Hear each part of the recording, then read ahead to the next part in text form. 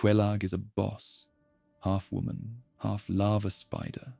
She guards the entrance to Blighttown's poison swamp, killing anyone who gets close. She's a monster, or so you think. But when you kill her and find the hidden bonfire behind her arena, you meet her sister, the Fair Lady. She's blind. She's dying. She's infected with parasites that are eating her from the inside out. And she thinks you're Quelaag. "Oh, you're back," she whispers. "I'm sorry I can't do more." She doesn't know her sister is dead. She's been sitting in the dark, alone. This is the complete story of the Daughters of Chaos. From the Witch of Izalith's failed attempt to recreate the first flame to the birth of the demons. From Quelaag's transformation into a spider monster to the Fair Lady's egg burden. You'll learn why Quelaag was so aggressive. She was protecting her sister. You'll learn why the Fair Lady is blind and sick. She absorbed the poison from Blighttown to save the people who lived there. And you'll learn why killing the Fair Lady is the most evil thing you can do in Dark Souls. She never hurt anyone. She just wanted her sister to come home.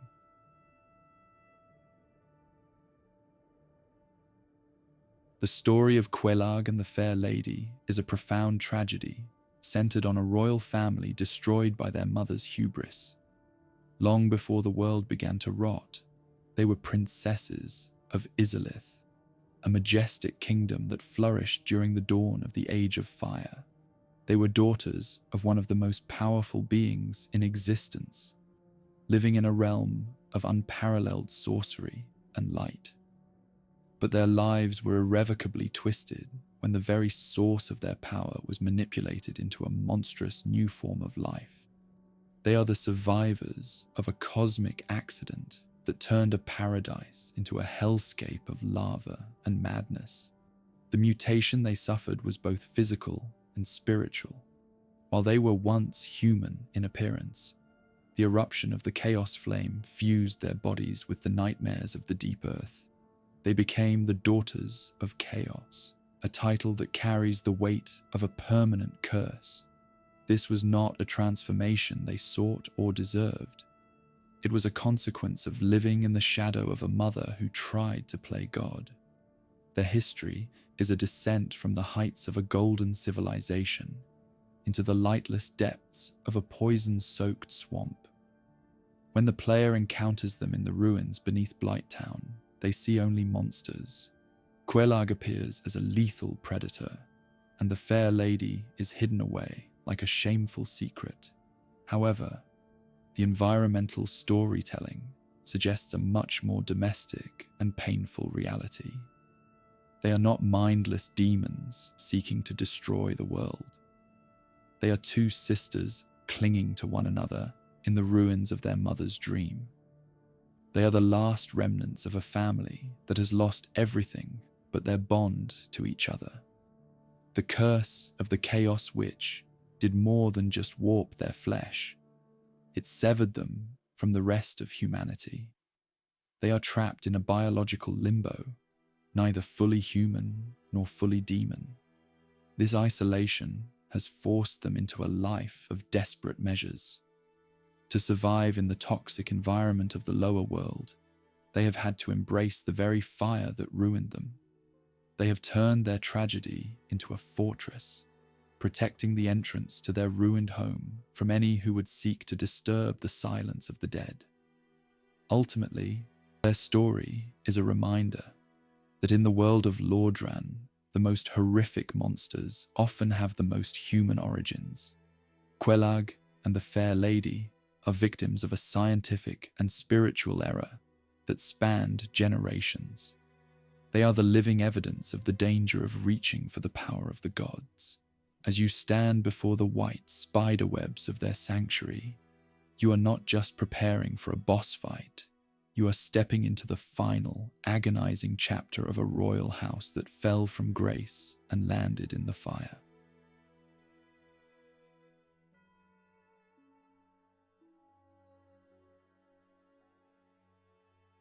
The Witch of Izalith was one of the original lords who claimed a soul from the first flame at the dawn of the age.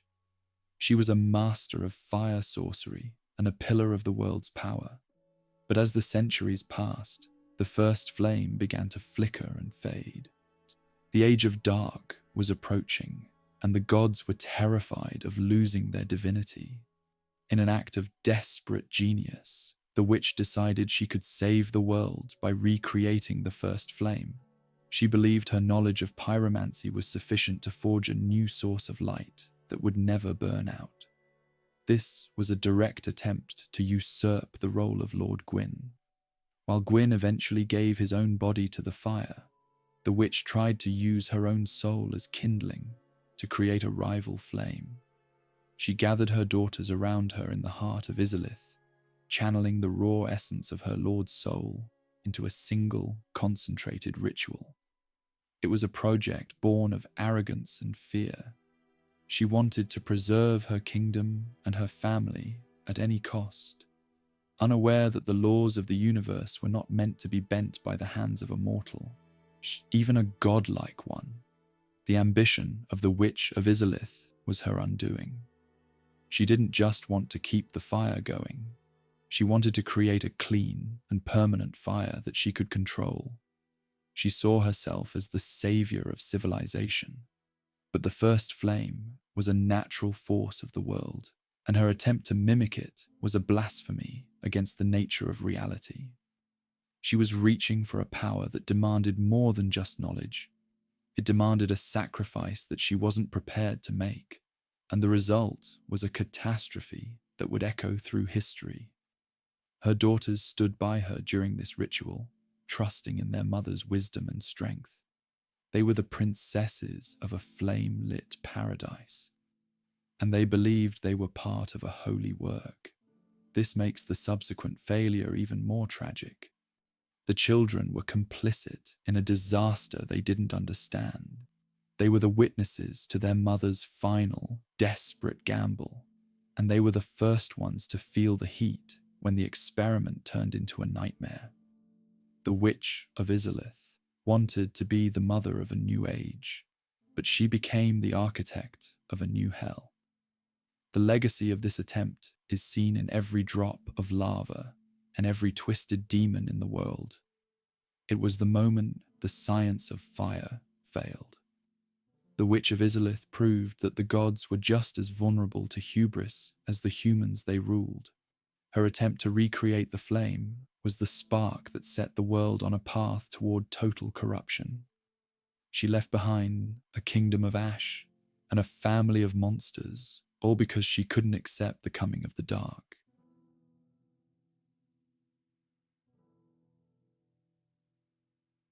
The ritual to recreate the first flame went catastrophically wrong almost instantly.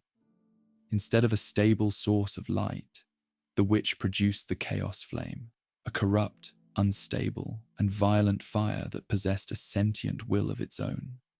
It was not a tool, it was a predator. The flame erupted from the center of Izalith, consuming the witch and her daughters in a wave of transformative heat. It didn't just burn them, it merged their bodies with the environment. The witch was fused with the ancient trees of her sanctuary, twisting into a massive crippled tree monster known as the Bed of Chaos. The Bed of Chaos is the literal heart of the disaster. It is no longer a woman, but a pulsing wooden cage for a dying lord's soul. The transformation was an agonizing process that stripped the witch of her humanity and her sanity. She became a static, defensive entity, lashing out with giant wooden limbs at anything that approached. She is the physical manifestation of stagnation and failed creation. The once proud queen of Izalith was reduced to a stationary parasite, feeding on the very chaos she had unleashed upon her people. The failure of the ritual turned the sanctuary of Izalith into a slaughterhouse. The chaos flame spread through the city like a cancer, mutating everything it touched. The citizens were fused with the stone and the trees, their screams echoing through the chambers, as they were turned into mindless demons. The bed was the origin point for this infection. It was a life source that produced only monstrosities. The witch had wanted to create a new age of life, and she succeeded. But the life she created was a grotesque mockery of the natural world. For the daughters, watching their mother become the bed of chaos was the ultimate horror. They saw the woman who had raised them turn into a jagged wooden nightmare. Some of the sisters were merged directly into the bed's structure, becoming the glowing orbs that protect its heart. They were transformed from princesses into defensive mechanisms for a broken god. The bed of chaos is the source code of the demon race, a broken and corrupted file that continues to produce errors in the biology of the world. When the player eventually mercy kills the bed of chaos, they find only a tiny, pathetic insect at the center of the wood. This is all that remains of the Witch of Izalith. The ritual had hollowed her out so completely that she was reduced to a parasite within her own creation. The failed ritual was the death of a family and the birth of a curse. The bed of chaos stands as a warning to all of Lordran. When you try to create life from nothing but fear and fire, you only succeed in creating a tomb.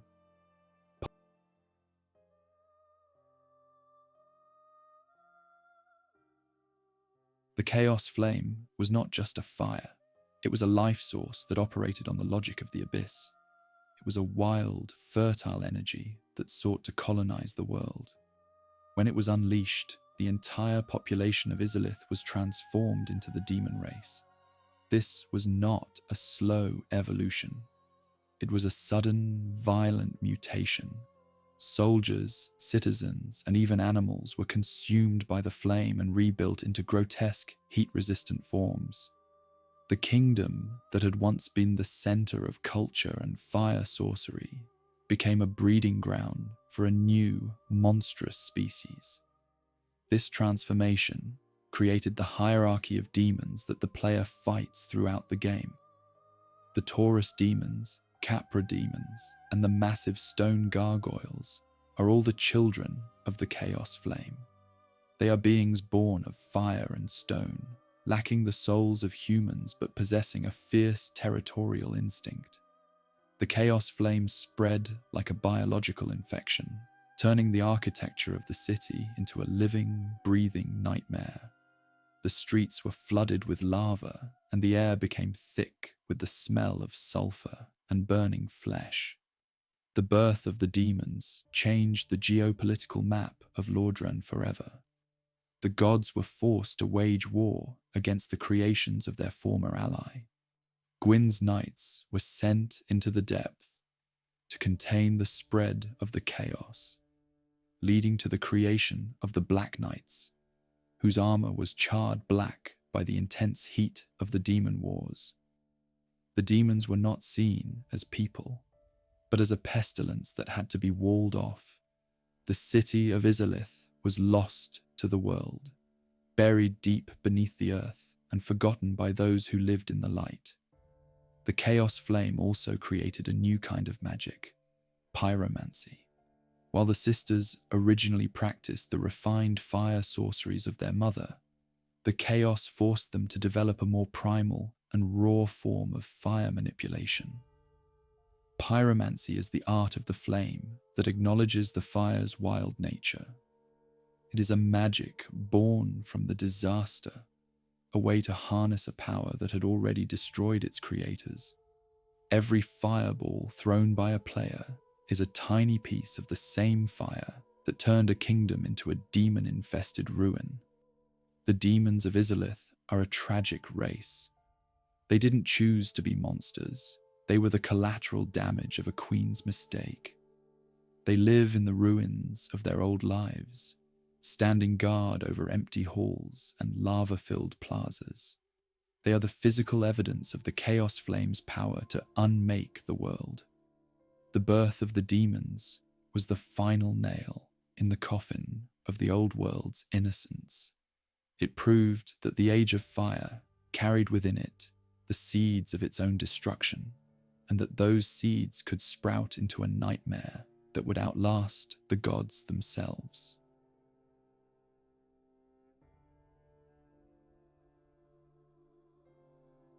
The Witch of Izalith had 7 daughters and 1 son, each of whom was a powerful sorceress in their own right. When the chaos flame erupted, the entire family was caught in the blast. The son, known later as Ceaseless Discharge, was born with a constant, painful flow of lava from his sores, turning him into a giant, suffering guardian. But the 7 sisters faced a variety of fates.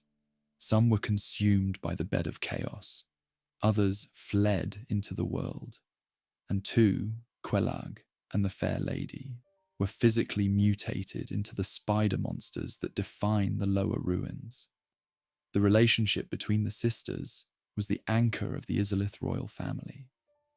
They were the mothers of pyromancy, the keepers of their mother's secrets. When the disaster hit, that bond was tested in the most horrific way possible. 2 sisters managed to escape the initial mutation. Quelaag, the master of pyromancy, fled to the swamps of Blighttown, while the eldest sister stood guard at the entrance to the bed of chaos, remaining loyal to her mother's broken form. The other sisters were not so lucky. They were fused with the fire and the stone, their identities lost to the demon within. Quelaag and the Fair Lady represent a middle ground in this tragedy. They were mutated, yes, but they retained their human intelligence and their memories of the past. This makes their existence particularly painful. They are fully aware of what they have lost.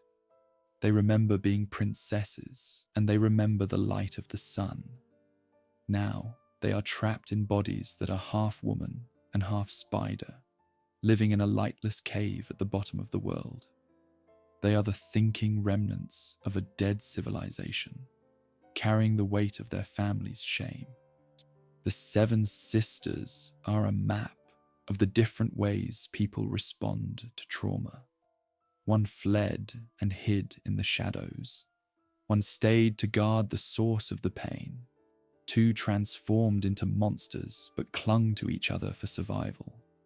The others were simply swallowed by the fire. They are the primary victims of the witch's hubris. They didn't have the Lord's soul to protect them. They only had their mother's legacy, and that legacy turned out to be a poison. They are the daughters of chaos, a name that was once a title of nobility and is now a label for a curse. The sisters also represent the origin of the firekeepers. The Fair Lady, in her mutated state, became a firekeeper for the bonfire in her sanctuary. This suggests that the daughters of chaos were the ones who established the connection between the fire and the human soul. They are the keepers of the world's warmth, even as they suffer from the world's heat. To kill a daughter of chaos is to kill a piece of the world's history. They are the 7 pillars of a fallen house, standing in the ruins and waiting for an end that only the player can provide.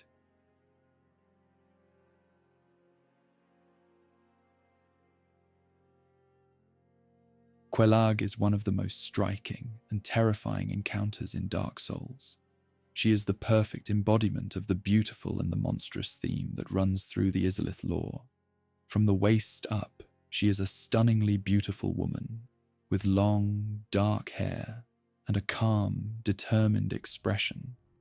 From the waist down, she is a massive, bloated spider, made of blackened stone and hardened lava. This juxtaposition is jarring and intentional. It shows that while the chaos flame could warp her flesh, but it couldn't fully erase the princess she once was. Quelaag did not react to her mutation with despair or surrender. She embraced her new form and became a fierce warrior. She developed a unique fighting style that combined her human intelligence with the raw power of her spider body.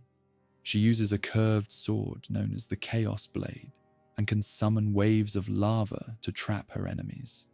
She is a predator in every sense of the word.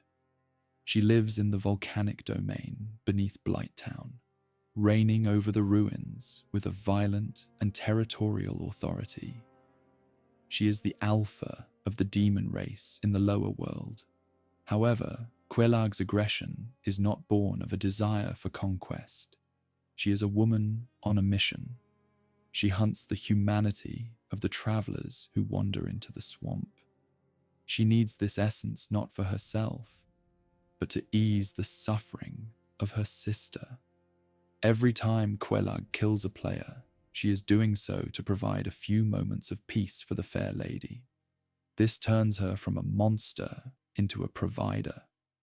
She has accepted her role as the butcher of the swamp to keep the last member of her family alive. Her beauty is the bait, and her spider body is the trap. In combat, Quelaag is fast, aggressive, and relentless. She moves with a confidence that proves she has mastered her new biology. She doesn't hide in the shadows. She meets her enemies head-on, in a chamber filled with the webs of her victims. She is the protector of the gate. Behind her lies the path to the demon ruins and the sanctuary of her sister. To Quelaag, every person who enters her domain is a threat to her sister's safety or a source of the humanity her sister needs to survive. And there is no middle ground. Quelaag is a tragic figure because she has had to discard her morality to survive. She was once a princess of a holy city, and now she is a spider witch feeding on the souls of the lost. She is the warrior of the family, the one who took the weight of the world on her shoulders so her sister wouldn't have to. Her death at the hands of the player is a mandatory step in the game, but it is a step that leaves a void in the world. When Quelaag falls, the last line of defense for the fair lady is gone, and the monstrous part of the story finally gives way to the beautiful sadness.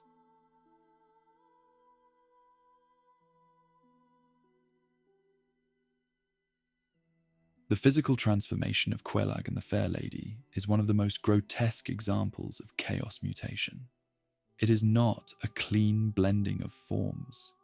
It looks like a violent collision. The human torso appears to be growing out of the spider's head, as if the person is trying to escape the monster, but is permanently pinned to it. This suggests that the transformation was a painful, slow-motion process, where the fire fused two different kinds of life together.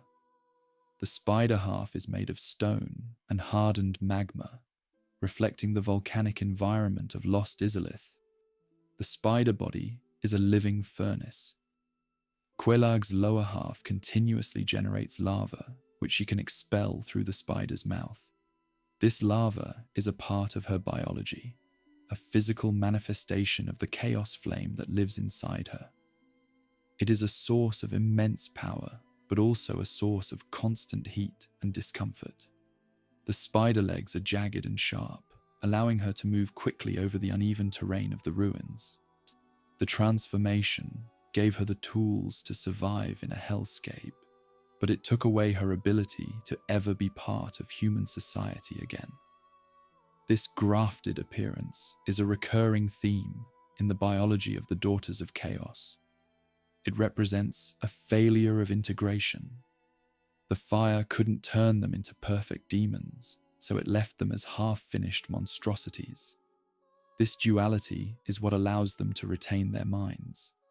The human brain is untouched, but the human heart is now connected to a spider's digestive system. They are the thinking demons. This makes their existence a form of psychological torture. They can see their human hands, but they can feel the vibration of the spider's legs. The transformation also affected their senses. Quelaag's human eyes are sharp and predatory, while the fair lady's eyes became clouded and blind due to the infection. The spider body brought with it a different way of perceiving the world, vibrations, heat, and the scent of humanity. They have had to relearn how to be alive. The lava spider bottom is a shackle to the earth. They cannot climb out of the depths and return to the surface. They are geographically and biologically bound to the site of their mother's failure. For the player, seeing Quelaag for the first time is a moment of horror. But if you look closely at the model, you can see the join where the woman meets the beast. It is a messy, organic connection. It is the visual record of the night the fire arrived. The transformation is the price they paid for their mother's ambition.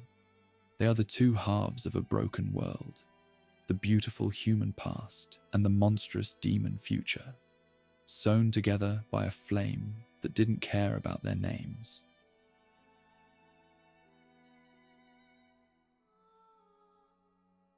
If Quelaag is the fury of the family, the fair lady is the sorrow. She is Quelaag's younger sister, and she suffered a fate that is arguably worse than death. When the chaos flame erupted and the citizens of Izalith began to mutate and die, the fair lady could not stand to watch their suffering. In an act of profound, queenly empathy, she attempted to absorb the pain and the parasites of her people. She opened her own body to the blight to save her subjects. This act of selflessness backfired catastrophically, leaving her permanently ill, blind, and racked with a parasitic infection that is slowly eating her alive. The fair lady is the saint of the sewers. She sits in a hidden chamber behind a fake wall, her lower spider body bloated and white with disease. Unlike Quelaag's stone-black spider half, the fair lady's body is soft, pale, and covered in egg-like growths. She is a firekeeper, using her own life force to keep the bonfire lit for the weary travelers of the swamp. She is a queen who is still trying to rule her people through sacrifice, even though she has been reduced to a shivering, sightless wreck. She is the most innocent victim of the chaos. Her condition is one of constant, rhythmic agony. If you stand near her, you can hear her sobbing, a soft, wet sound that echoes through the stone. She is in a state of stagnant death. The parasites inside her are kept in check by the humanity that Quelaag and the servants provide, but they never go away. She is a vessel of pain. She took the world's suffering into herself, and now she is the only one who has to feel it. She is the polar opposite of her mother. The Witch of Izalith acted out of pride. The fair lady acted out of love. The tragedy of the fair lady is her absolute isolation. Because she is blind and her mind is clouded by pain, she has no idea what is happening in the world outside her room. She doesn't know that Izalith is gone. She doesn't know that her mother is a tree. She only knows the warmth of her sister's presence and the texture of the jagged stone of her servant, Aingi. She is a prisoner of her own kindness. She is a queen whose kingdom consists of a single room and a handful of egg-headed followers who worship her as a goddess. The fair lady represents the hidden cost of being a good person in a dark world. She tried to do the right thing, and she was destroyed for it. She is a reminder that in Dark Souls, mercy is often a death sentence. To the player, she is a source of pyromancies and a shortcut. But to the lore, she is the heart of the family. She is the reason Quelaag hunts. She is the reason the Chaos Servants exist. She is the pale, shivering center of a story that began with a queen's arrogance and ended with a princess's tears.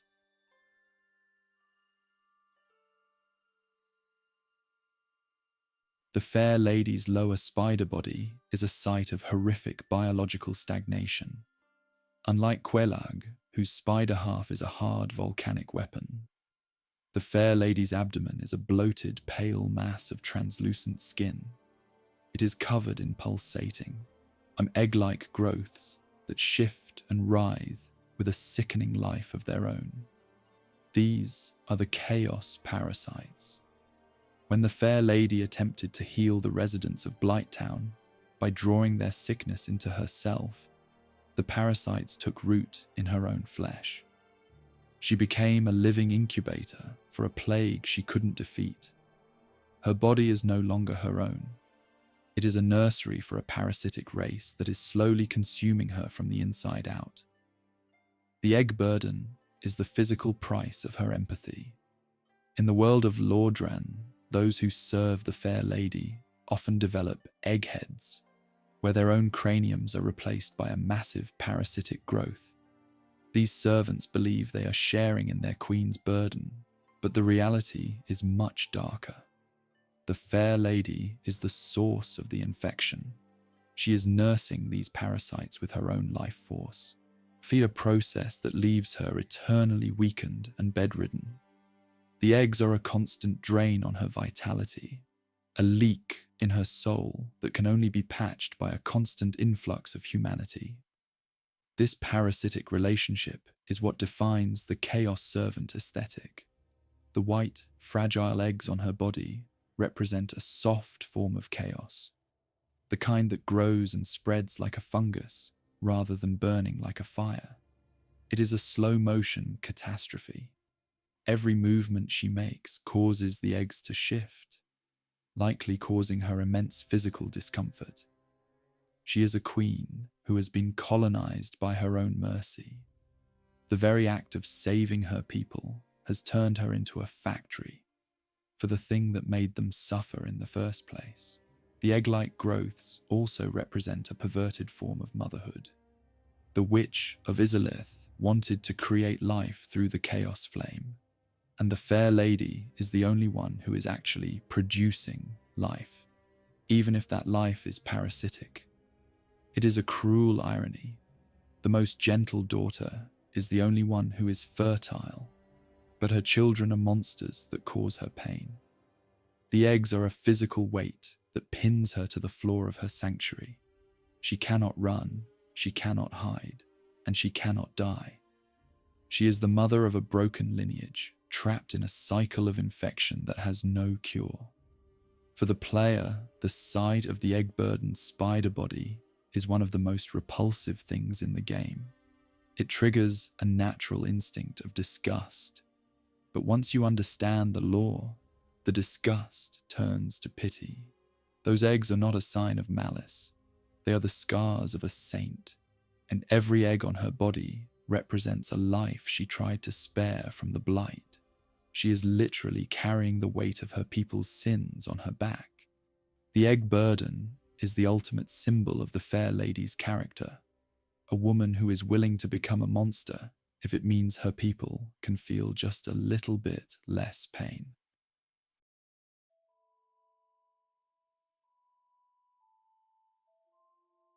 Quelaag established her domain at the very bottom of the world, above the toxic rot of the Blighttown swamp. This location was not chosen for comfort. It was chosen for its tactical and defensive value. The swamp is a sea of poisonous sludge and disease, a place so foul that even the bravest knights of the surface fear to tread there. It serves as a massive natural moat for the Sisters of Chaos. By living at the end of this hellish descent, Quelaag ensured that only the most determined or the most desperate would ever reach the entrance to her sister's sanctuary. The environment of Blighttown is an extension of the sisters' tragedy. The poison in the water is likely a byproduct of the failed ritual in Izalith, a chemical exhaust from the chaos flame. The inhabitants of the swamp are the discarded remnants of the city above, creatures who have been warped by the toxins and the lack of sunlight. Quelaag reigns over this kingdom of filth as its undisputed mistress. She uses the verticality of the ruins to strike from above, turning the labyrinthine scaffolding into a hunting ground. She is the spider in the web, and the entire swamp is her web. Quelaag's presence in the swamp is also a form of border control. Her domain sits directly at the entrance to the demon ruins and lost Izalith. She is the gatekeeper of the old world. Behind her lies the source of the chaos, and she refuses to let anyone pass who might threaten the bed of chaos or her sister. She has turned a volcanic vent into a fortress.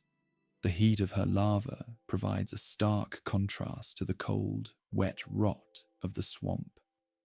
She lives in the fire to protect the pale sister who cannot protect herself. The swamp provides Quelaag with a steady supply of humanity. The lost souls who wander into the dark, the hollowed soldiers, and the unfortunate travelers all eventually end up in her clutches. She feeds on their essence to maintain her own strength and to provide a tribute for the fair lady. She is a scavenger of the deep. She has accepted the role of a monster because the civilized world has no place for a woman who is half spider. She has made the swamp her throne because it is the only place where she is still a queen. Ultimately, the Blighttown swamp is the outer wall of the Izalith tragedy. It is the buffer zone between the light of Anor Londo and the heat of the chaos. When the player finally reaches Quelaag's lair, they have survived one of the most punishing environments in gaming. This journey is meant to show you the scale of the sisters' isolation. They are not just deep underground. They are buried beneath a mountain of human waste and divine failure. Quelaag's domain is the last stop before the end of the world, a volcanic sanctuary in the heart of a toxic nightmare.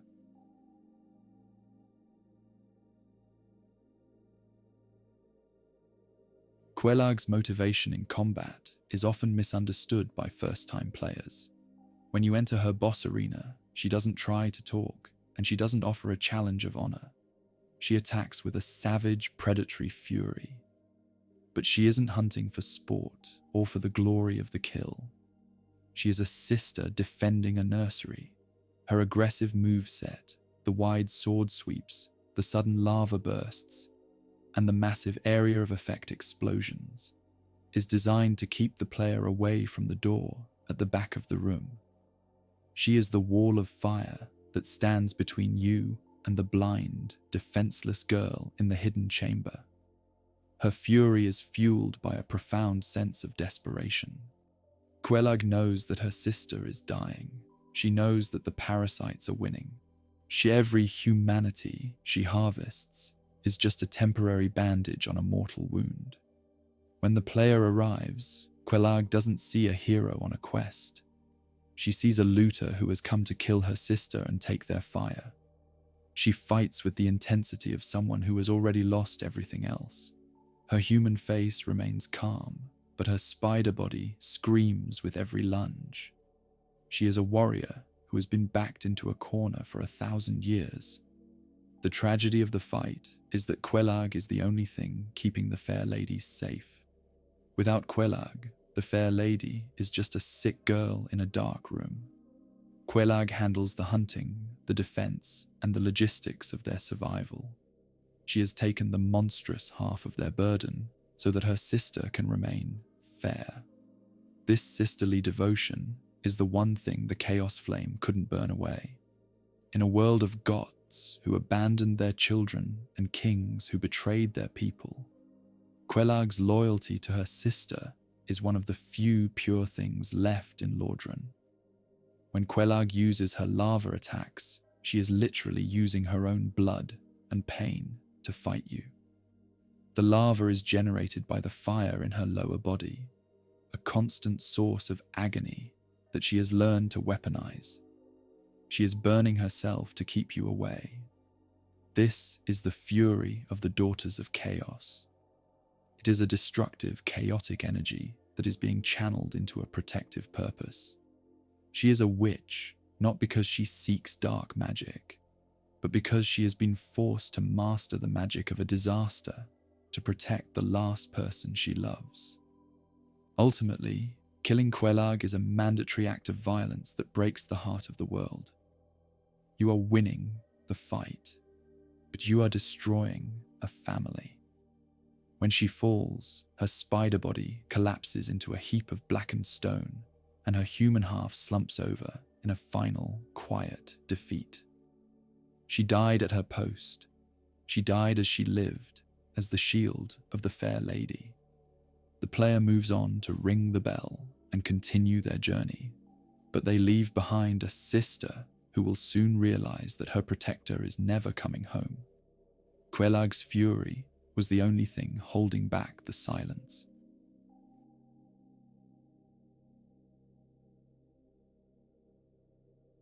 The fair lady exists in a state of permanent sensory deprivation. She is completely blind, her eyes likely clouded over by the same parasitic infection that has bloated her lower body. This blindness is not just physical, it is a spiritual isolation. She sits in total darkness, unable to see the webs, the larvae, or the faces of those who serve her. Her world is defined entirely by touch, heat, and sound. This makes her even more vulnerable and dependent on others. She is a queen who cannot see her kingdom, a sister who can no longer look into Quelaag's eyes. Her illness is a chronic, debilitating condition that racks her body with pain. The parasitic infection is an active disease. It is constantly moving, feeding, and growing. If you listen closely to her character model, you can hear her breathing, a shallow, labored sound that suggests her lungs are being compressed by the weight of the egg sac. She is stagnating in her own body. The humanity she is given doesn't cure her. It only soothes the fire for a moment. She is a martyr who is still being burned at the stake every single day.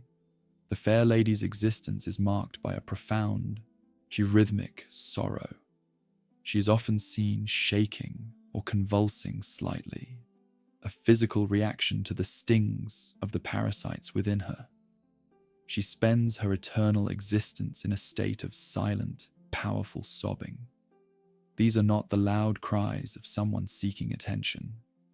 They are the private, wet whimpers of a person who has run out of strength. She is a queen who is suffering 1,000 deaths, yet she continues to hold the fire of the bonfire, providing a spark of hope for others while she lives in absolute despair. Because she is blind and weakened, she relies on Engai and Quelaag to tell her what is happening in the world. She is easily confused. She interprets the world through the few things she still recognizes. The jagged stone of Engai's skin and the warmth of Quelaag's soul are her only anchors to reality. This makes her story incredibly delicate. She is a glass character in a stone world. Her illness has stripped away her pride and her power, leaving only a core of pure, selfless empathy that the player is eventually forced to witness. Ultimately, the fair lady's condition is the truth of the chaos. While the mother is a giant tree and the sister is a warrior witch, the fair lady is the human cost.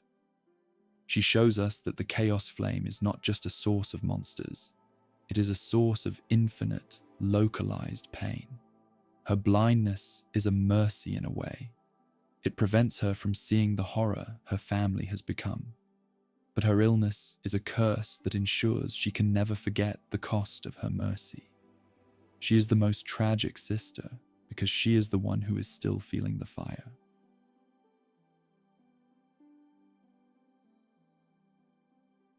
Engai is the sole surviving egg-burdened servant who has dedicated his life to tending to the fair lady.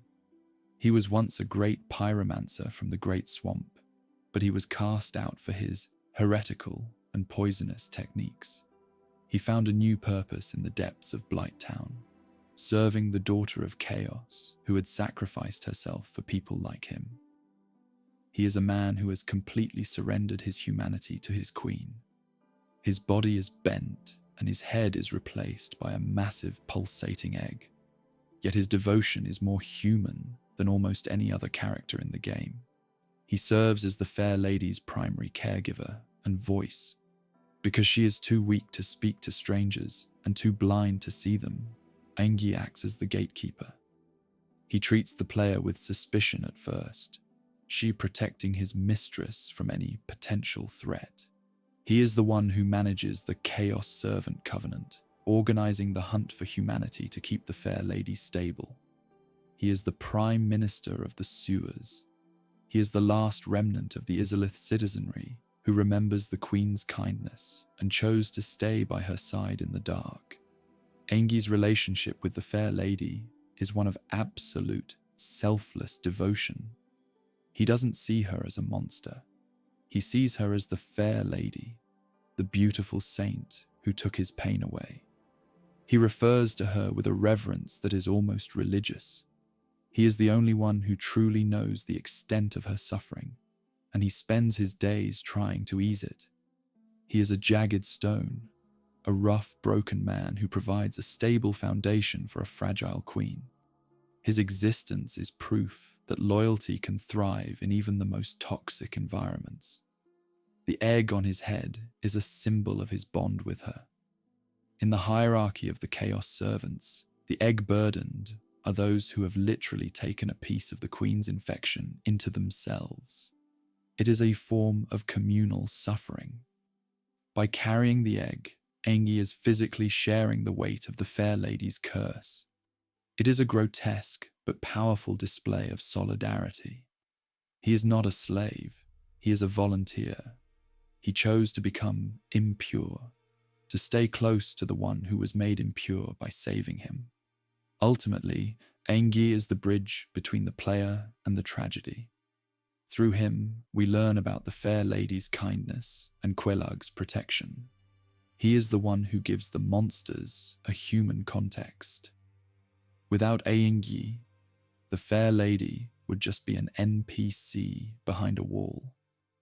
With him, she is a beloved queen who is being kept alive by the sheer will of a man who refuses to leave her.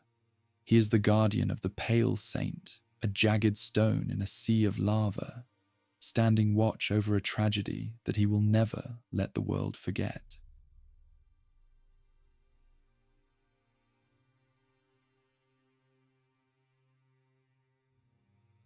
The Chaos Servant Covenant is one of the most unique and lore-rich factions in Dark Souls. It was established by Engi to funnel humanity into the Fair Lady. The mechanics of the Covenant are simple. The player offers humanity points, the dark essence of the human soul, to the Queen. This act has a direct physical effect on her. It temporarily eases her pain and stabilizes the parasitic infection. For a short time, her breathing becomes easier and her sobbing stops. The Covenant is effectively a life support system for a dying god. Joining the Covenant is an act of joining a hospice.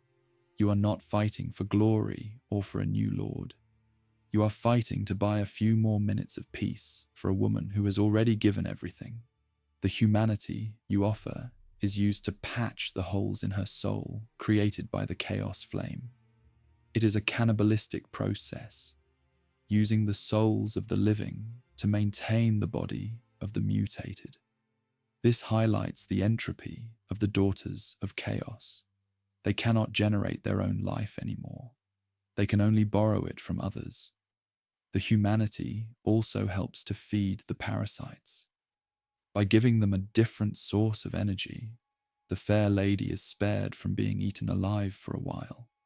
This is the dark logic of the Covenant. You are feeding the monsters to save the saint. The more humanity you give, the more the fair lady begins to recognize and trust you. This creates a powerful emotional bond between the player and the NPC. You become the provider that Quelaag once was. You are the one who ensures that the silence in the chamber is the silence of rest, not the silence of death. The ultimate reward for reaching the +2 rank in the Covenant is the opening of the shortcut to Lost Izalith. This is a massive stone door that leads directly to the heart of the Mother's Sanctuary. Lore-wise, this door was used by the sisters to move between their home and the surface. By opening it, You are proving your status as a member of the family. You are granted access to the sisters' private road.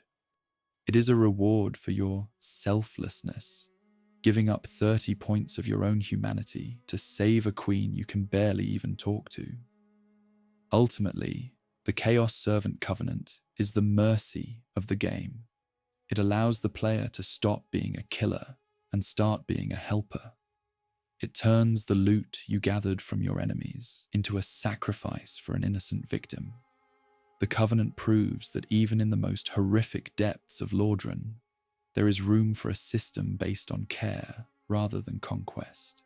Feeding the fair lady is the only way to hear her voice, and the only way to understand the true cost of the chaos. It is a contract written in humanity and tears.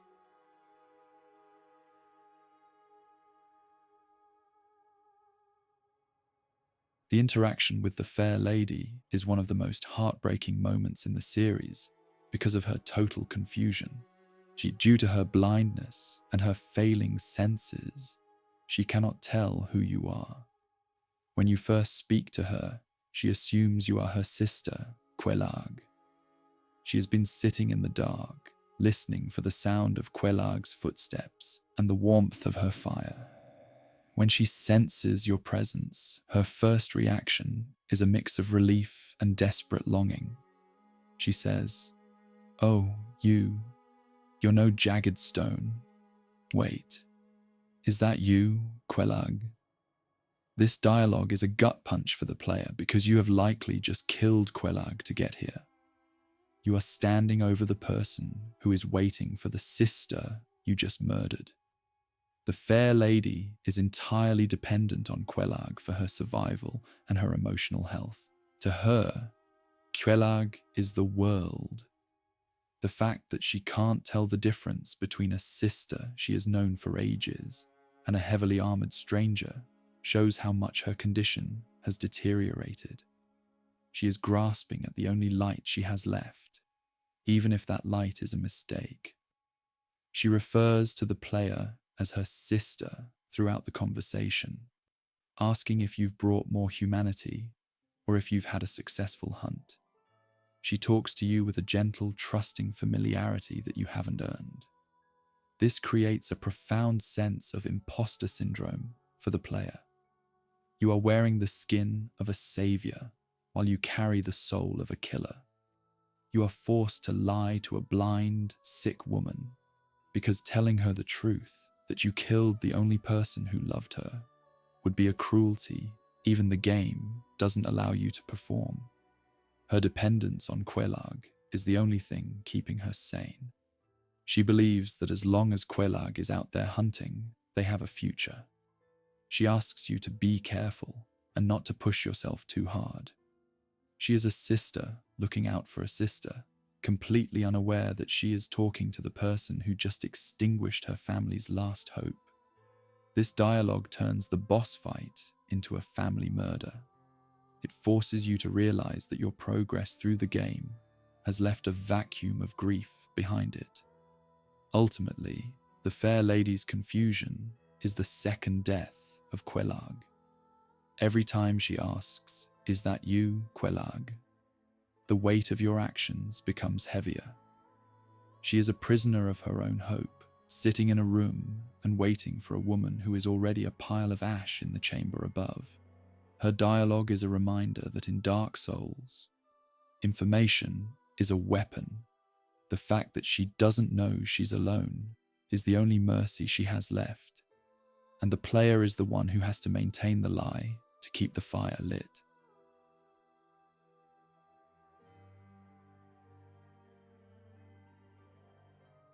The jagged stone line is one of the most famous and subtle pieces of environmental storytelling in the game. When the fair lady first senses you, she initially thinks you are Engi. She recognizes him by the texture of his skin, the jagged stone of his parasitic egghead. This is how she navigates her world. She has memorized the touch of the one person who never leaves her side. When she touches the player or senses their proximity, she realizes the texture is wrong. This realization causes a momentary panic before her mind settles on the only other person she loves, Quelaag. This line highlights the sensory world of the fair lady. She lives in a world of textures and vibrations. To her, people are not faces. They are smooth skin or jagged stone. This level of detail shows the care that went into her characterization. She is not a generic, blind girl. She is someone who has lived in a single room for so long that she knows the exact feel of everything in it. The jagged stone is her anchor. It is the sign that she is safe. When that anchor is missing, her world begins to tilt, and she desperately reaches out for her sister. The contrast between the jagged stone of the servant and the warmth of the sister is her emotional spectrum. Aingi is her duty, the one who provides the medicine. Quelaag is her love, the one who provides the soul. By saying you are no jagged stone, she is essentially saying, you aren't the servant, so you must be my sister.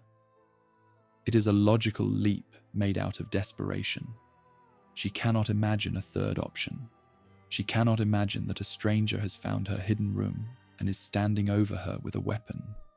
This line also emphasizes Aingi's role as her physical support. He is the stone she leans on. He has abandoned his own soft, human skin to become a rough, protective shell for her. The fact that she recognizes him by his deformity shows how much he has sacrificed to be near her. He has literally changed his texture to fit into her dark world. The fair lady's recognition of the jagged stone is a testament to the community they have built in the sewers. A small group of broken people holding on to each other through the dark. Ultimately, this one sentence carries the weight of the entire Izalith tragedy.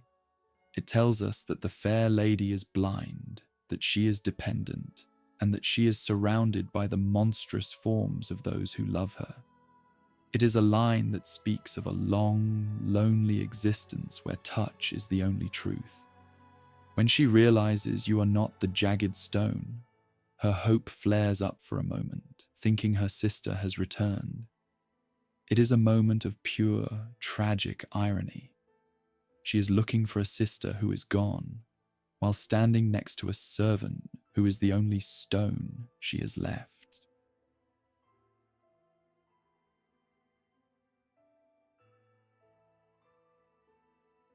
The interaction with the fair lady is initially a wall of impenetrable grief.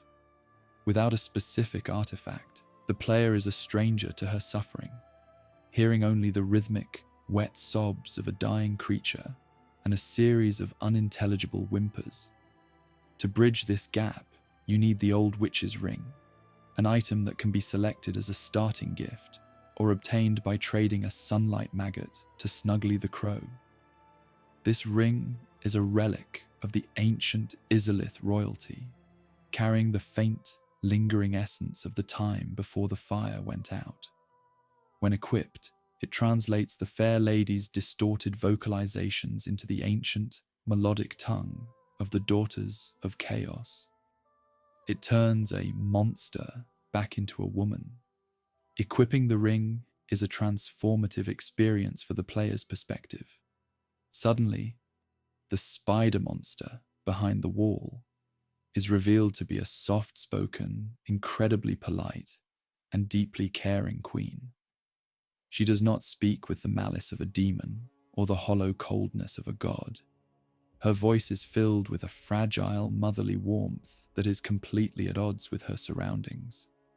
The ring allows you to understand that she isn't just crying from physical pain. She is crying from a profound sense of duty and love. It reveals the humanity that the chaos flame tried to burn away, proving that the most important parts of her soul remained untouched by the mutation. The lore implications of the ring are significant. It suggests that the language of the Daughters of Chaos is something old and pure, a dialect of fire that predates the corruption. By wearing it, you are effectively tuning in to the frequency of her heart. You are no longer an intruder. You are a witness to a private family tragedy. This translation makes the jagged stone and sister dialogue even more painful, as you can now hear the genuine hope and vulnerability in her tone. The ring is a tool of empathy, forcing you to confront the fact that the being you are interacting with is a sentient, grieving person with a rich history of her own.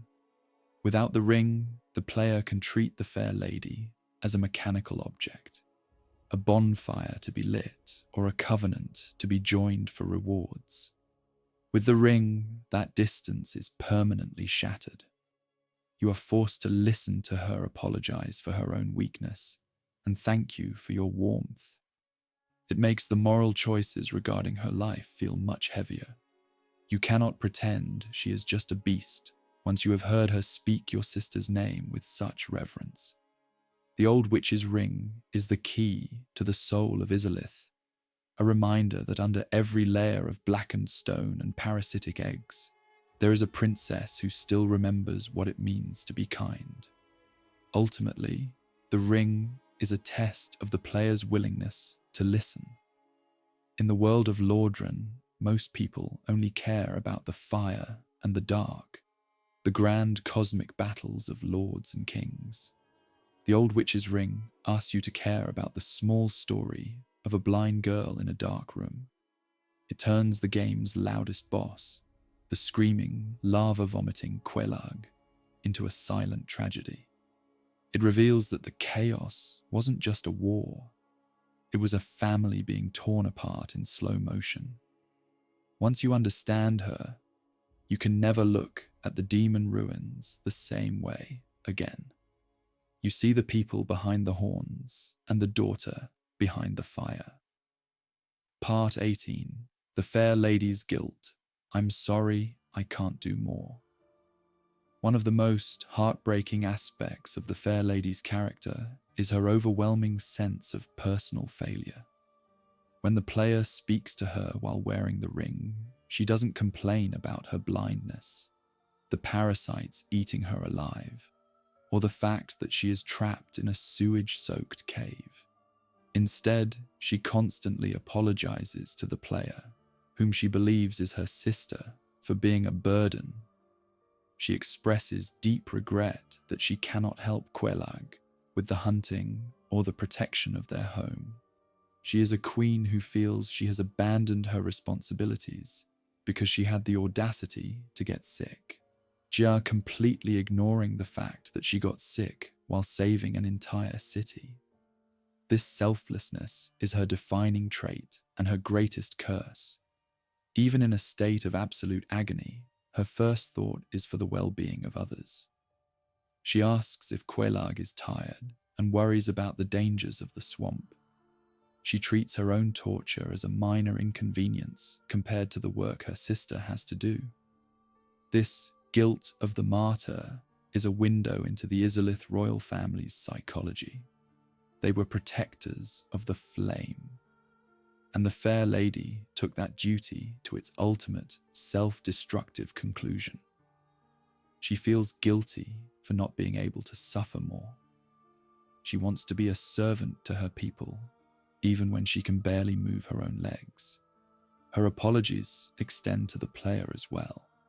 She tells you she is sorry she can't do more to help you on your journey. She offers you her pyromancies and her service as a firekeeper with a humble, grateful attitude, as if she is the one who owes you a debt.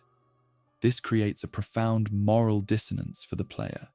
You are standing before a saintly woman who is thanking you for the humanity you've given her, while she is dying to protect the world. Her kindness is a weapon that the game uses to wound the player's conscience. It is impossible not to feel like a monster when a blind, sick girl is apologizing to you for not being a better hostess. This guilt is also what keeps her tied to the chaos servant followers. She feels responsible for the egg-headed men who have congregated in her room. She sees their deformity as her own fault and wants to ease their pain. even though they are the ones who brought the parasites to her in the first place. She is trapped in a loop of empathy. She takes their pain, gets sicker, feels guilty for being sick, and then tries to take more pain to make up for it.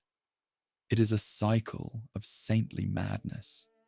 She is a woman who has forgotten how to be selfish, and in a world as cruel as Dark Souls, that is the most dangerous thing you can be.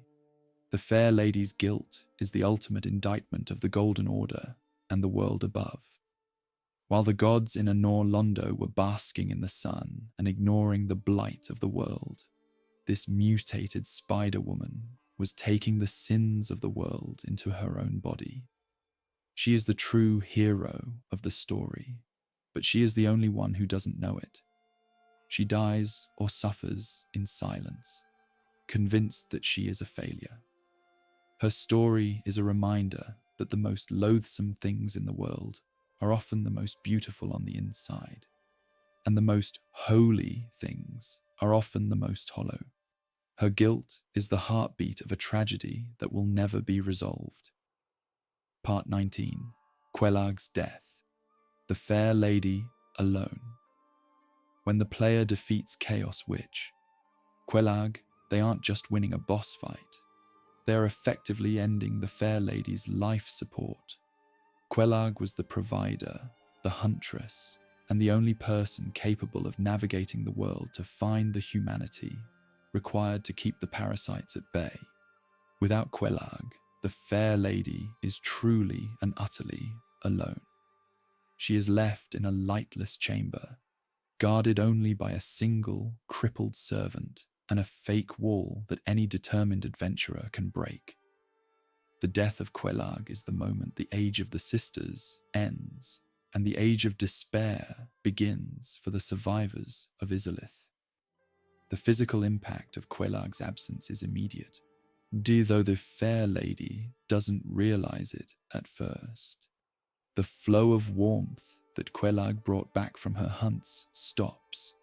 The sounds of the sister moving in the chamber above are replaced by a heavy, stagnant silence. The player, by killing the protector, has created a vacuum of care. You are now the only person who can provide what the Fair Lady needs. But you are also the person who took away the only person she truly loved. This creates a terrifying sense of isolation for the NPC. She is a blind girl waiting for a ghost to come home, sitting in a room that has become a tomb. The Fair Lady's vulnerability after Quelaag's death is palpable. If you speak to her, she is still gentle and trusting, but there is a new edge of longing in her voice. She starts to ask why Quelaag has been gone so long, and if something has happened. She is a prisoner of her own senses, waiting for a touch or a scent that will never come. The player is forced to maintain the lie, standing in for the sister they just slaughtered. This is the cruelest joke of the game's narrative. You have inherited the responsibility of the person you murdered, and the Fair Lady is the only person who will never know your crime. Without Quelaag, the Fair Lady's condition will inevitably worsen. The parasites will eventually consume her entirely, because there is no one left with the strength to hunt for the souls she needs. The player can choose to help her, but even then, you are just a temporary replacement for a permanent bond. The death of Quelaag represents the final fall of Izalith. The family has been reduced to a single sick daughter and a handful of mutated servants. The chaos has finally won by removing the only thing that made the fire bearable: the presence of a sister who cared. The player's journey through the game requires this murder of the family. To ring the second bell and reach the heights of Anor Londo, you have to break the heart of the world below. Quelaag's death is a necessary sacrifice for the chosen undead, but it is a sacrifice that leaves the Fair Lady in a state of absolute quiet tragedy. As you walk away from the spider chamber, you are leaving behind a blind woman, who is still whispering her sister's name into the dark. It is a moment of profound, cold reality that proves the legend is built on the ruins of the innocent. Part 20. The Fair Lady's Despair. Oh my. If the player returns to the Fair Lady's chamber after killing Quelaag and spends enough time interacting with her, a moment of realization eventually dawns on her. It is a subtle, agonizing transition. She doesn't scream or rage. She simply begins to wail. It is a soft, high-pitched sound of absolute soul-crushing despair. She knows that Quelaag is dead. She knows it because the scent of her sister has faded, and the rhythm of the sanctuary has been broken. Her wail is the sound of the last string of her heart snapping. She realizes that she is the last of her family, and that she is truly, finally alone in the dark. This despair is the second death of the sisters, when she says, oh my. It isn't just a realization of death. It is a realization of her own helplessness. She is a queen who cannot even bury her own sister. She is trapped in a body that won't let her move to the chamber above to say goodbye. She is forced to mourn in place, surrounded by the parasites that are continuing to eat her flesh. Her wail is a physical manifestation of the entropy of the world. It is the sound of hope being extinguished in the one place it was still allowed to exist. It is one of the most haunting audio cues in the entire game. For the player, this despair is the final verdict on your actions. You cannot hide behind the duty of the quest anymore. You have heard the voice of a woman whose world you have just destroyed. The game forces you to listen to her grief, a sound that echoes through the white webs of her room. It turns the covenant into a funeral rite. Every humanity you give her now feels like an apology that she can never understand. You are trying to buy back a soul that you already broke. Her despair is the payment for your progress through the game. The wail also changes the atmosphere of the room. Before Quelaag's death, the room felt like a sanctuary, a warm, quiet place in a cold world. After the despair sets in, it feels like a morgue. The Fair Lady is no longer a gentle queen. She is a grieving remnant. She stops talking about the future and starts talking about the end. She becomes a creature of pure, stagnant sorrow.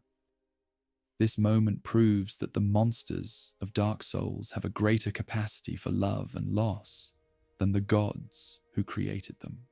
Her despair is the only honest thing left in the ruins of Izalith.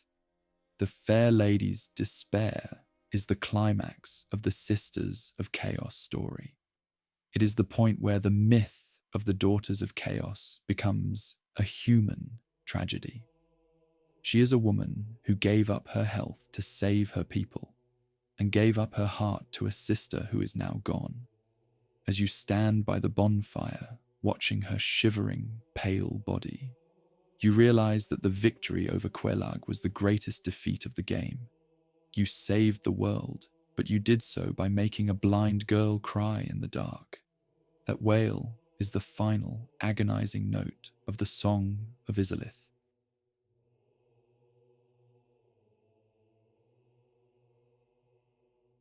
The story of the Fair Lady is unexpectedly and deeply tied to the fate of the fan-favorite character, Solaire of Astora. As Solaire searches for his own son in the darkness of the world, his journey eventually takes him to the bridges of lost Izalith. In the standard, tragic progression of his quest, Solaire encounters a sunlight maggot, a parasitic bug that thrives on the heat of the chaos flame. The maggot latches onto Solaire's head, burrowing into his brain and driving him insane. He becomes a hollowed shell, attacking the player while wearing the glowing bug like a crown. It is one of the most devastating falls from grace in the entire series. The sunlight maggot itself is a child of the chaos, a direct result of the infection that plagues the fair lady. These bugs are found in the secret corridor that connects the fair lady's chamber to the heart of the demon ruins. They are the purity of chaos, a small bright light that offers a false sun to those who are desperate enough to look for it.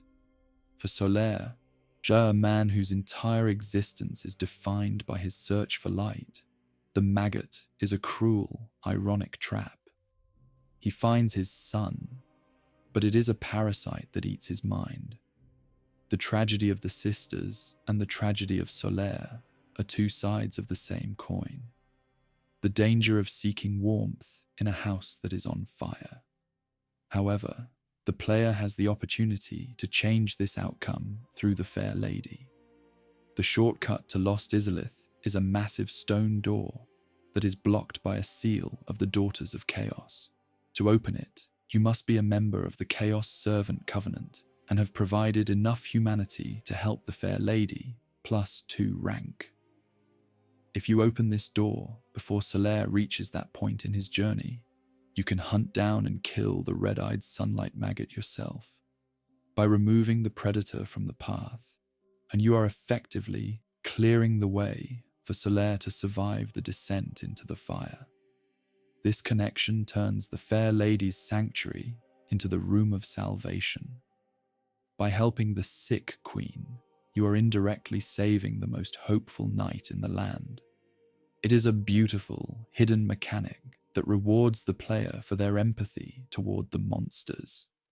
You use the humanity you gathered for the sister to save a brother in arms. It links the two most tragic storylines in the game together. To save the sun, you must first care for the dark. It is a profound lesson in the interconnectedness of the world of Lordran. The sunlight maggot represents the false hope of the chaos. It is a bright, beautiful thing that causes only destruction. Solaire's potential fate is a warning that in a world without a real sun, and anything that glows is dangerous. But by opening the fair lady's door, you are providing a true hope. You are using the bonds of family and covenant to rewrite a tragedy. Saving Solaire through the Sisters of Chaos is the ultimate act of goodness in a game that usually demands only death. It proves that the Daughters of Chaos still have the power to save a soul, even after they've lost their own.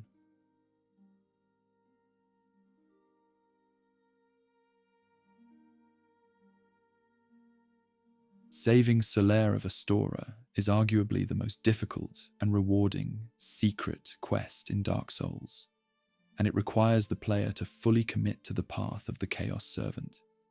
Most players stumble into Lost Izalith and find Solaire already lost to the maggot, unaware that the key to his survival was hidden back in the spider chamber of the fair lady.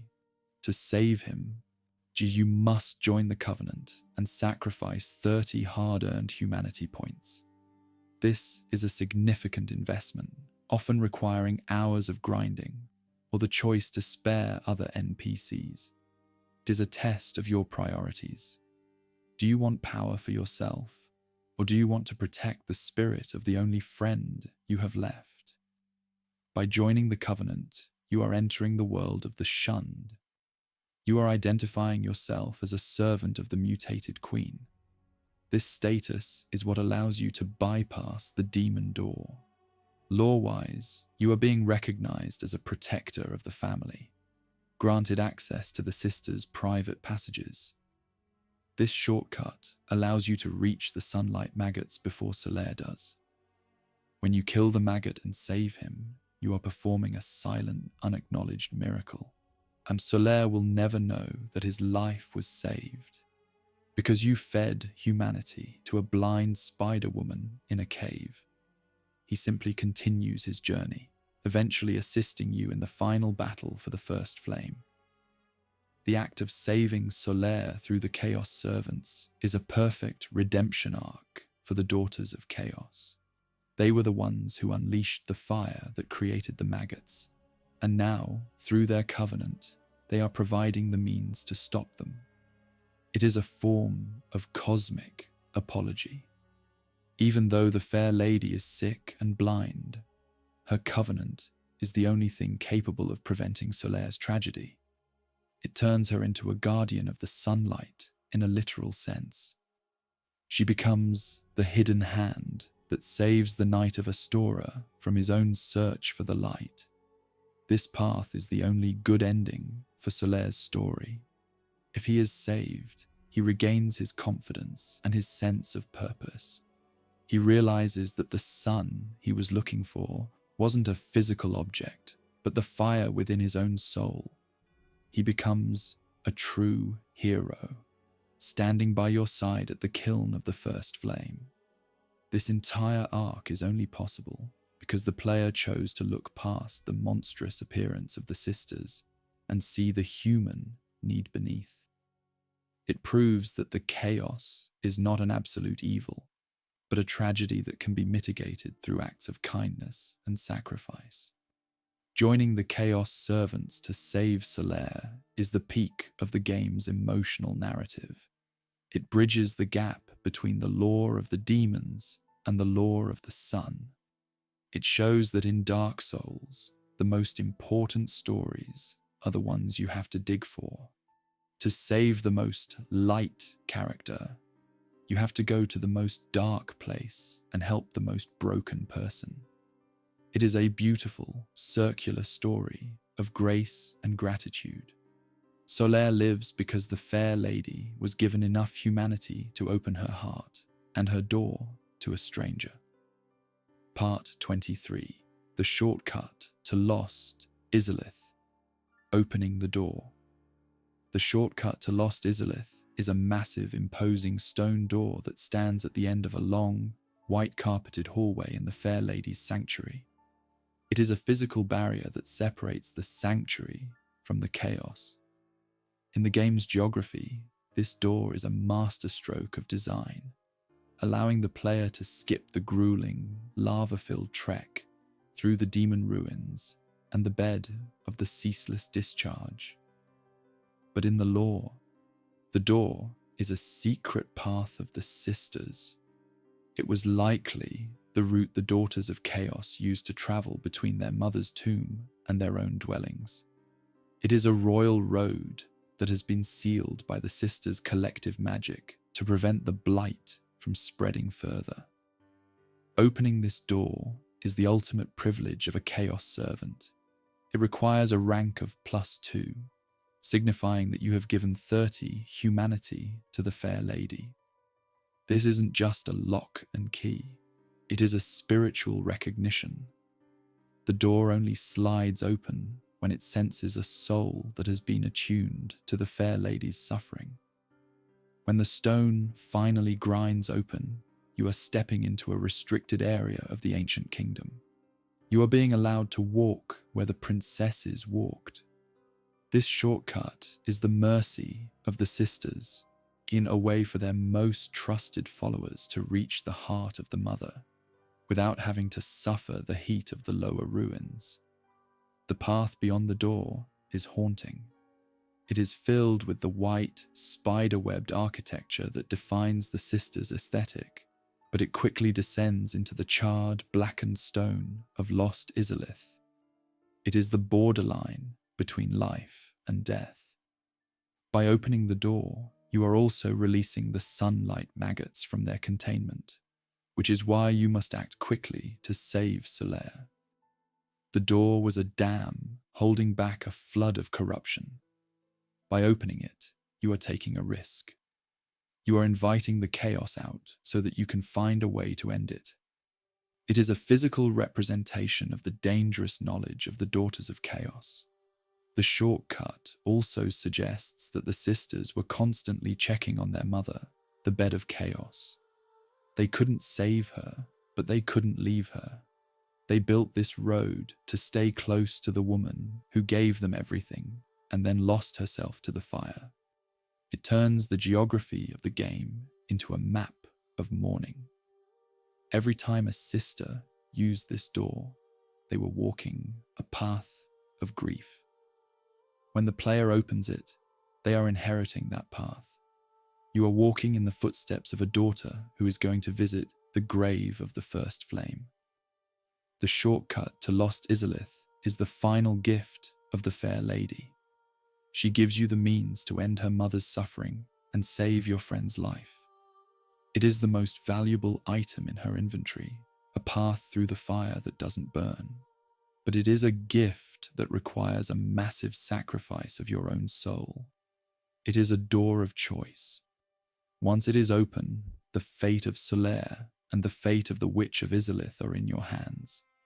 The fair lady has given you the key to the family, and now you must decide what to do with the chaos that lies beyond.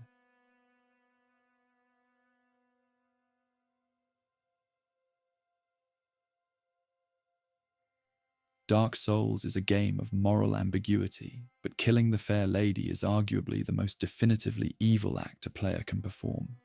She is a blind, sick, and completely defenseless woman who is already in a state of perpetual agony.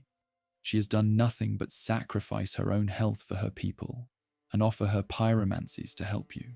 To kill her, you must walk up to a shivering, pale body and strike her down while she whimpers in confusion. There is no glory in this fight. She doesn't fight back. She simply dies, her body dissolving into the same white mist that follows every tragedy in Lordran. It is a moment of pure, calculated coldness. The reward for this act is the primary motivation for the player's cruelty. Killing a firekeeper provides a firekeeper soul, which can be used to upgrade the Estus flask to increase its healing power.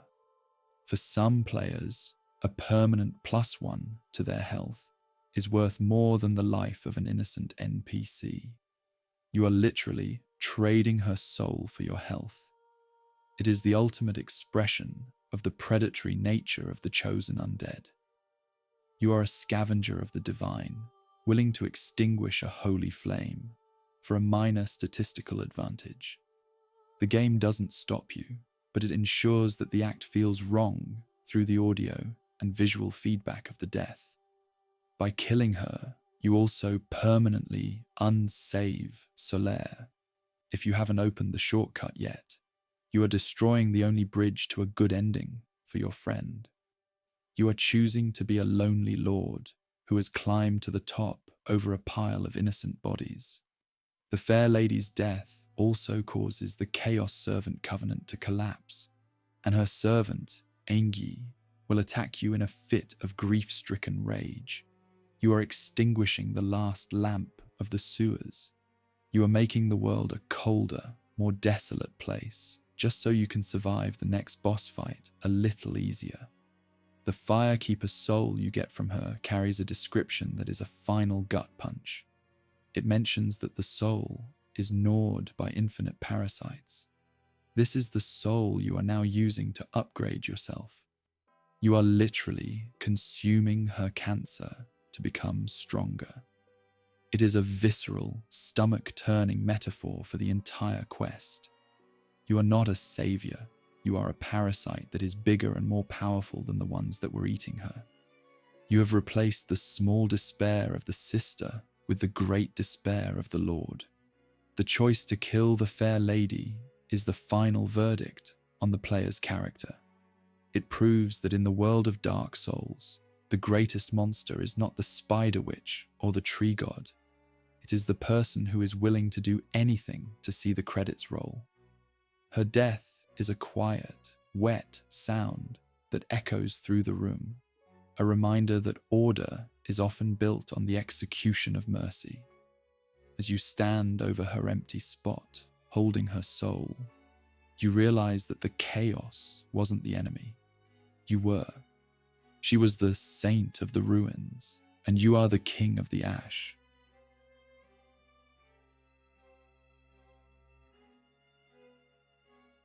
Tucked away within the suffocating, web-choked confines of the Fair Lady's sanctuary, the player can discover the Chaos Ember.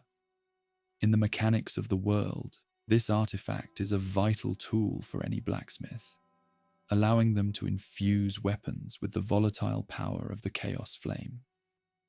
These weapons are unique because their damage scales directly with the humanity held by the wielder, reflecting the law that the flame is fueled by the essence of the soul.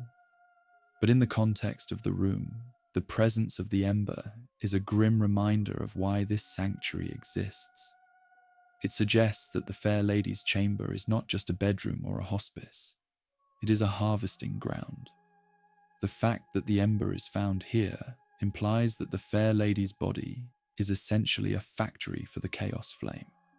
The fire that mutated her is being contained and refined within her, creating a concentrated source of heat that the chaos servants can use. This adds a dark layer of exploitation to her story. While she is suffering in silence, her followers and her sister are using her condition to forge weapons of war. The Chaos Ember is the physical manifestation of her fever. It is a piece of her agony that has been crystallized into a tool for the player to use. This connection between humanity and chaos damage is a profound lore beat. It proves that the life of the human soul and the fire of the chaos are fundamentally compatible.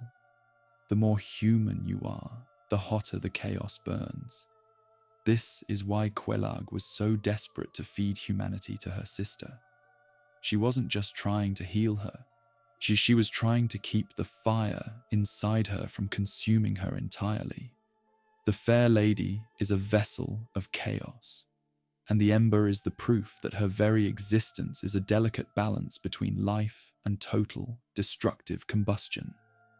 The player's possession of the Chaos Ember is another act of spiritual scavenging. You are taking the byproduct of a woman's torture to make your sword hit harder. Every time you swing a chaos-infused weapon, you are drawing on the same power that blinded the fair lady and turned Quelaag into a spider. You are weaponizing the Izalith tragedy. The ember is a warm, pulsing object that feels like a heartbeat, a reminder that the magic of the world is often just the recycled pain of the legendary figures who came before you. Ultimately, the Chaos Ember is the utility of the tragedy. It shows that even the most horrific suffering in Lordran can be converted into a benefit for the person who is strong enough to take it. The fair lady sits next to this source of infinite power, unable to use it for herself, while the player picks it up and carries it away to the surface. It is a symbol of the stagnation of the sisters. They have all the power of the primordial flame, but they are trapped in a sewage pipe, serving as a battery for a world that has already forgotten their names. Part 26. Quelaag of Izalith, the only sister who escaped. Amidst the ruins of the Izalith family, one figure stands as a haunting exception: Quelaag of Izalith. She is found sitting on a lone stone in the poisonous swamp of Blighttown, just outside the entrance to her sister's domain. Quelaag is the only one of the 7 sisters who successfully fled the initial eruption of the Chaos Flame before her body could be fully mutated. She appears as a normal, albeit hooded, human woman. She is the mother of pyromancy, the one who took the raw, destructive fire of her family and refined it into an art form that could be taught to others. She is the survivor who has had to live with the weight of her family's fate for 1,000 years. Quelaag's presence is a mixture of profound wisdom and crushing survivor's guilt.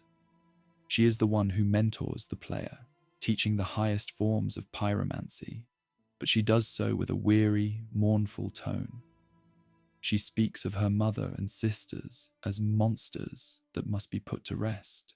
She is the only person who can provide a direct, historical account of what happened in Izalith. Her decision to stay in the swamp just out of sight of Quelaag's lair suggests that she couldn't bring herself to leave them entirely, but was too afraid or ashamed to face them. She is the sister who watched from the shadows while her family burned. Her relationship with the player is a contract of mercy. She eventually asks you to travel into the heart of lost Izalith to kill her mother, the Bed of Chaos, and her remaining sisters. She believes that their existence is a blasphemy that must be ended. This is a tragic reversal of family loyalty. Quelaag loves her family so much that she wants them to die. She sees their demonic forms as a prison. To her, the chosen undead is the executioner she has been waiting for a millennium. She is too weak to do the deed herself, so she trains you to be the fire that will finally extinguish her house. The tragedy of Quelaag is her loneliness of the light.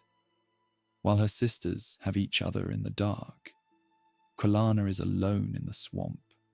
She has watched her students, like Salomon, go off to the surface and start new traditions, but she remains rooted to the site of the disaster. She is the keeper of a forbidden knowledge that she knows is dangerous. She is a woman who has outlived her world. When she thanks you for killing her mother, her voice is not filled with joy, but with a hollow, agonizing relief. She is the last pure daughter, and her purity is a burden that she has had to carry in the mud. Ultimately, Quelaag is the chorus of the Sisters of Chaos tragedy. She provides the context that turns the boss fights into mercy killings. Through her, we learn that the demons were once people with names and dreams. She is the bridge of memory between the golden age of Izalith and the rotting age of the swamp. When the player finishes her quest, she fades away, leaving the world to the fire. She is the sister who escaped the flame, only to be consumed by the grief. She is the final witness to the fact that the Witch of Izalith was, at the end of the day, just a mother who failed. Part 27. The Bed of Chaos. Mercy killing the witch. The final act of the Izalith story takes place in the deepest part of the ruins, where the player confronts the Bed of Chaos. This is the mother, the Witch of Izalith, now a massive immobile entity of wood and fire. The encounter is not a traditional fight, it is a puzzle of destruction. You have to break the protective orbs on either side, which are implied to be two of the other daughters, before you can reach the heart. The Bed of Chaos lashes out with sweeping, branch-like arms, trying to prevent you from reaching the source. It is a frantic, chaotic struggle that reflects the nature of the fire itself, a mindless, defensive explosion of life. When the player finally makes the leap into the center of the tree and hacks through the branches, they find the true form of the witch. A tiny, glowing insect-like creature that dies in a single hit. This is the mercy kill. The once mighty Lord of Sunlight has been reduced to a pathetic parasite at the center of a wooden cage. She is not a god anymore. She is a mistake that has been allowed to fester for too long. Killing her is the act that Quelaag requested, a final closing of the book for the House of Izalith.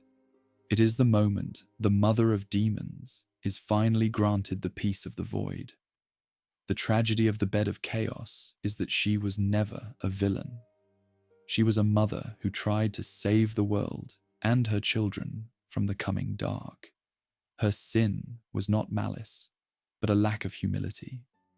She thought she could control the fundamental fire of the universe, and she paid for that error by becoming the source of all the world's monsters. By killing her, the player is not defeating an evil. They are cleaning a wound.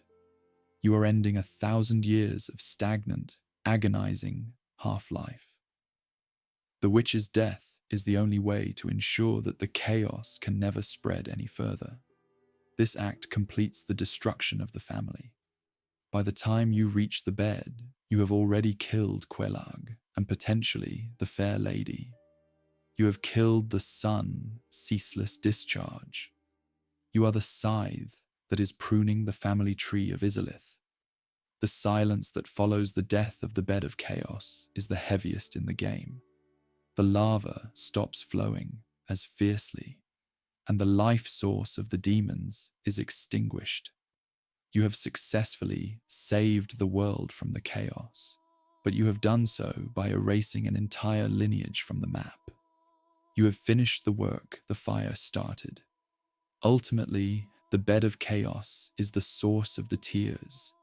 Every tragedy in the lower world, the blindness of the fair lady, the fury of Quelaag, the guilt of Quelana, leads back to this one tree. She is the root of the pain. When she dies, the cycle of the failed creation finally ends. The player moves on to the kiln to face Gwyn, but they leave behind a silent, empty Izalith. The witch who wanted to create a new fire ended up creating only a great sorrow, and the player is the one who had to put that sorrow to rest. Part 28. Final verdict. Two sisters who deserved better. The story of Quelaag and the Fair Lady is the definitive tragedy of the Dark Souls universe. It is a narrative that subverts every expectation of a monster hunter fantasy. You go into the depths expecting to kill demons and find treasure, but you leave having participated in the destruction of a family that was already broken. Quelaag and the Fair Lady were not villains. They were survivors. They were two women who were caught in a cosmic disaster and spent the rest of their lives trying to protect each other from the consequences. They were monsters only in appearance, while their actions were defined by a selflessness that is rarely found in the world of men. Their legacy is one of invisible heroism. Quelaag's evil acts of hunting travelers were, in her eyes, acts of mercy for her sister. The Fair Lady's horrific appearance was a badge of honor for the city she tried to save. They were queens who didn't abandon their post when the fire arrived. They stayed in the ruins, building a sanctuary for the shunned and providing a home for the egg-burdened. They are the saints of the sewer, proving that order and light are not the same thing as goodness. They were chaos, but they were the only ones who cared about the people at the bottom of the world. The player's role in this story is that of the invasive force. You are the one who breaks the web. You are the one who silences the fury and leaves the despair alone in the dark. The tragedy of the sisters is that their story cannot have a happy ending. Even if you help the Fair Lady, she is still sick. Even if you save Solaire, Quelaag is still dead. They are characters defined by loss. They remind us that the history of the world is written by the winners in an Orlando, while the truth is often buried in the mud with the Spider Women. They are the honest face of the Age of Fire. In the end, Quelaag and the Fair Lady deserved better, because they were the only ones who didn't let the fire change their hearts. The chaos flame could warp their skin, merge them with spiders, and steal their sight. But it couldn't make them stop loving each other. Their bond is the strongest thing in the game, outlasting the lords and the kings. When the player rings the second bell, they are ringing a funeral knell for a royal house that gave everything to save a world that eventually came to kill them. They are the sisters of chaos, and their tears are the only thing that could ever have cooled the lava of Izalith. Ultimately, the story of the sisters is the soul of Dark Souls. It is a game about the beauty found in the middle of a nightmare. It asks the player to look past the lava and the fangs and see the sister and the saint. They are a reminder that everyone in Lordran is a victim of a fading age. As you climb out of Blighttown and look back at the white webs, you realize that you haven't just cleared a level. You have witnessed the end of a family. They were the daughters of a witch, but they were the mothers of a mercy that the world didn't deserve.